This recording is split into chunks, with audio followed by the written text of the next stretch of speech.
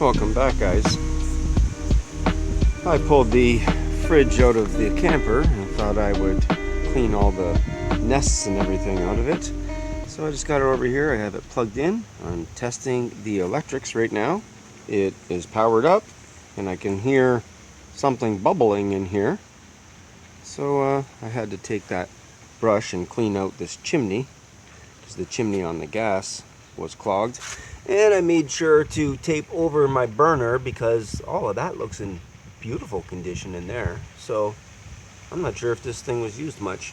The 12 volt was not hooked up, which is fine with me because it would probably eat a lot of juice, but it does have the 12 volt burner. That big tube you see going in here is the 110 element that heats up the tube, and then the smaller one is the 12 volt.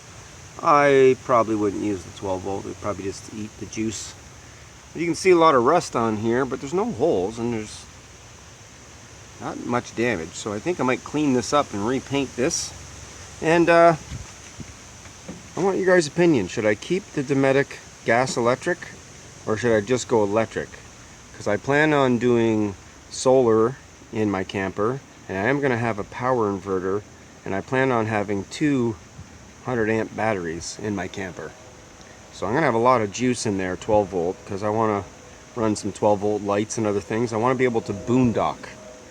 So do you think I should go with the solar system with a small mini fridge that I have, or keep this larger fridge that's gas electric? Now this is going to take up more room in the camper as well, but it's in great shape, and if it works I can use it. But I could also sell it and use the money to help rebuild the camper, because I do have 2 fridges. So I'm going to leave it up to you guys. Tell me what you think. Should I keep the Dometic gas electric or should I use it to help fund the rebuild? And speaking of that, let's get over to the camper. I got a nice sunny day today and thought I'd get the back of the camper back together.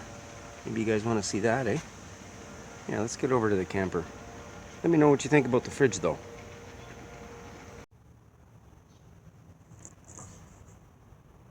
What is going on in here? Oh yeah, I'm making a mess. I have this off because I took out the water tank and that heater box and discovered a billion ant eggs underneath of that heater box and a big ant party going on in there. So I got out the vacuum and the ant killer and did a genocide in there. I had to kill all those things out and clean all that out.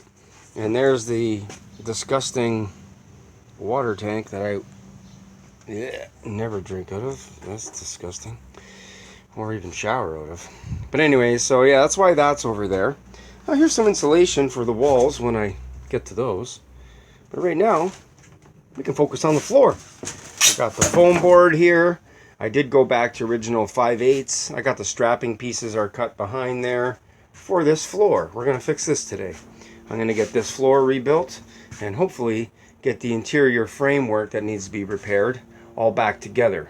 And then I'll have to go get 2 panels of paneling for the outside, and I got to pick a stain. So I got to get my button gear and figure out what color stain I'm going in here. Maybe you guys can give me some ideas, because I'm going wood inside of my camper. I love the vintage campers that are all wood. I'm not a fan of paint. All of this will go. You can see I peeled off some of those sticky tiles. But that panel is right over top of this panel. So all of this got to come out anyway. It'll be coming out. I'll be keeping the cabinet work and everything and putting it back in. But I got to take that upper cabinet out and the hood out. I got to take this whole roof off. But anyways, today we're going to focus on getting this floor back in. And I ran with the original 5/8 because there's no load on this. Nobody walks on this. This is just a storage compartment underneath the gaucho. So it makes sense why it's 5/8. I was like thinking they were being cheap with the 5/8 and then doing the strapping, but I understand why. Anyways, jibber jabber about that. Let's look at these bolts. I got a little bit larger bolts, and they still fit in the holes, but they're a little bit snug. So I'm going to just drill these out just a slight bit bigger to accommodate these new carriage bolts that I got. And here's the original carriage bolt. Look at this square. How old that is. So there's one of the original carriage bolts that I took out, or that I cut out. And you can see the diameter is a little bit smaller on this. So I went a little bit larger, and I went with a galvanized bolt. And these lasted 50 years, so I'm pretty sure these will last another 50. And then some of you might be concerned that this isn't a locking nut. That's okay, because once I'm done bolting this down, I'll be going underneath and spraying all the bolts with an undercoating to protect them from rusting and rotting, and it'll lock the threads in place, so I won't have to worry about my nut backing off of the bolt. If you're concerned about that, that's how that's going to be resolved. But anyways, here's all my carriage bolts, and I just bought a bulk box of nuts and bolts or washers because it's cheaper. And then I just bought the carriage bolts from the box store individually, because I don't know how many I'm going to need in the front, but I'm definitely going to have to replace that front floor, so probably another 10 I'll need there, and that's why I bought just a box. Might as well, can't hurt to have too many. So let's get this floor done today, get this back together, and then patch up these walls. And then I got to get my button gear, because I got to get those 2 panels for the back stained first before I put those on, because I don't want to do any staining afterwards. I want to do it all prior to putting it in. But yeah, this is where the fridge was. You can see there's no water damage on that wall. There's no water damage around the vent. There's some water staining here, which is odd because it's in the front of the cabinet. So probably from defrosting, when they used to defrost the fridge. But that's where they ruined the veneer there. But still solid. Everything's still good in there. The one stud at the bottom of the opening there is rotted in that corner. So, but this is all going to come out and go back in anyway. I'm going to pull these cabinets apart and pull everything out. Everything in here, this is screwed to the roof, and this is screwed to this, and that's screwed to that. So just like the gaucho in the back, I was able to dismantle it, and I'll be able to recycle it. So I'm going to reface a lot of the stuff you see in here, like this upper cabinet. I'm not going to be painting. I want to have wood grain everywhere. So this this cabinet can come down and get refaced, and this cabinet can come down and get refaced. Same with this one. But yeah, so that's what I'm working on today, getting this floor and these walls back together. So when you guys come back, hopefully I'll have a lot more done. Anyways, talk to you in a bit. I gotta get to work. Well, there it is. Bottom panel, insulated and put together inside the camper. Now the fun part. Now I have to put it down on the floor on top of that aluminum, go underneath and drill up for the carriage bolts. And I won't show me doing that because some of you guys might have ears that don't want to hear what I will be saying when I'm under this camper, because it's not very high off the ground. And yeah, I don't like laying underneath the trailers and underneath the cars and drilling upwards, and so I won't bring you with me because I don't want you guys to think different of me. But when you come back, I'll have this bolted down. So I just thought I'd show you the insulation and the panel together. That's what it was supposed to look like originally. So that's to specs. I did everything the same way they did it. So enough jibber jabber. Let me get this in place. Ta-da! It's all bolted in. See, I got all the carriage bolts done. And guess what? It wasn't as hard as I thought, because I just lowered the jack on the front of the trailer as low as it would go, which brought the bumper up high. So I was able to get underneath there, just put down a drop cloth and got all those bolts done. You can see there's the ones that I put in. The original ones were right here, so I put new ones in right here to compensate. And it was a struggle getting this underneath of that wall.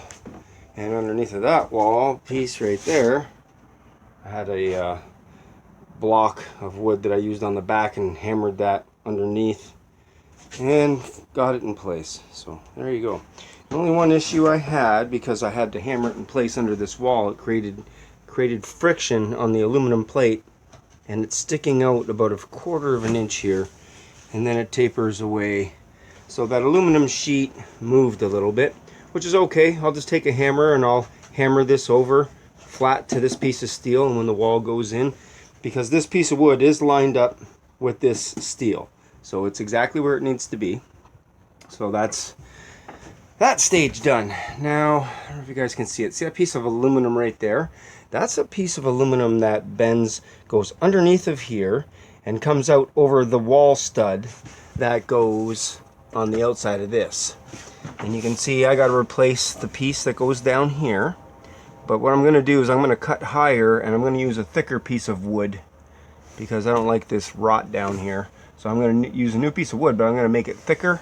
And then I'll just cut this a little bit higher and piece that in. But the wall paneling is going to go on here now, and then the wall paneling goes all the way down to here. And then there's a wall stud that goes out here that's cut on that same angle, and that wall stud goes here, and then there's a rim board that goes up along here. So that other piece of aluminum right there, it's in rough shape. I'm going to bend up a new piece at work and make a new L that goes underneath of here and comes out over top of that. But for now, I can get this bottom plate in and start rebuilding the inside wall over here.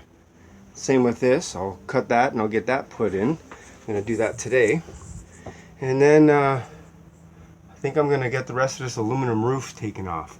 I'm going to go on the roof and clean up all the screws along here. Happy Canada Day. And anyways, get that upper skin off of here so that I can start rebuilding from the outside. But for today, I'm gonna get this wall done and get this wall done.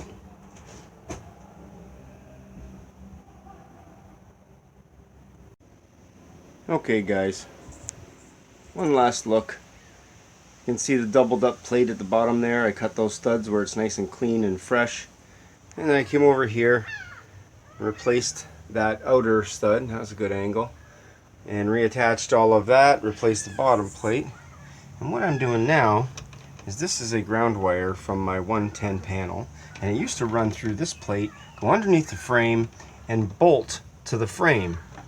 So instead of having a bad connection underneath the frame, what I've done is I've drilled another bolt through the floor into the frame, and I've left it so that the threaded part is up here. And what I'm going to do is I'm going to put this washer there.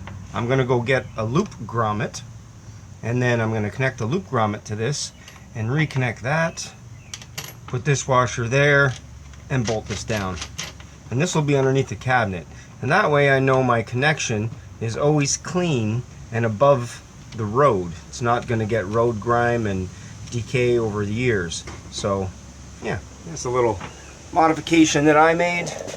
That'll be underneath the cabinets so nobody will really see it, and if I ever need to service it, it's right there.